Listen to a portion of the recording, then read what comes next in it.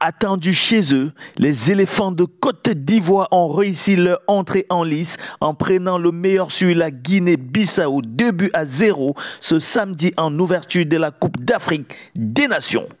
Seko Fofana, l'ancien Lensois, n'a eu besoin que de 4 minutes pour marquer le premier but de la compétition. Le milieu de terrain a capitalisé sur une mauvaise relance adverse, échappant à 2 défenseurs avant de tirer à l'intérieur du poteau droit.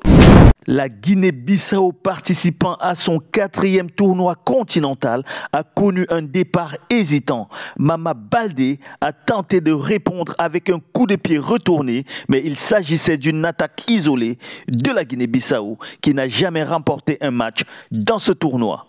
Le pays ouest-africain a terminé dernier de son groupe lors de ses 3 participations précédentes. La Côte d'Ivoire, 2 fois vainqueur du titre, a su conserver la possession et créer des occasions grâce à un jeu de construction patient. Crasso a été proche avec une tête, puis Fofana a heurté la barre transversale après que Ouparine Djoko ait touché le ballon du bout des doigts. Crasso a manqué une belle occasion après un centre de Jonathan Bamba perturbé par la défense de la Guinée-Bissau. Le but tant attendu de l'attaquant du Red Star Belgrade, Jean-Philippe Crasso, est finalement intervenu à la 58e minute, mettant les supporters en extase. Ces derniers ont répondu avec des chants de joie dans le stade Alassane Ouattara d'une capacité de 60 000 places. Côte d'Ivoire n'avait pas accueilli la Coupe d'Afrique des Nations depuis 1984, où elle avait commencé en battant le Togo 3-0 lors du match d'ouverture.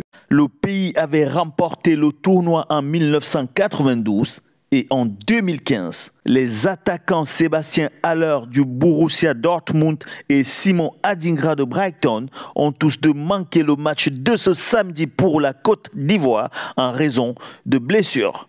Le Nigeria affrontera ce dimanche la Guinée équatoriale dans l'autre match d'ouverture du groupe A.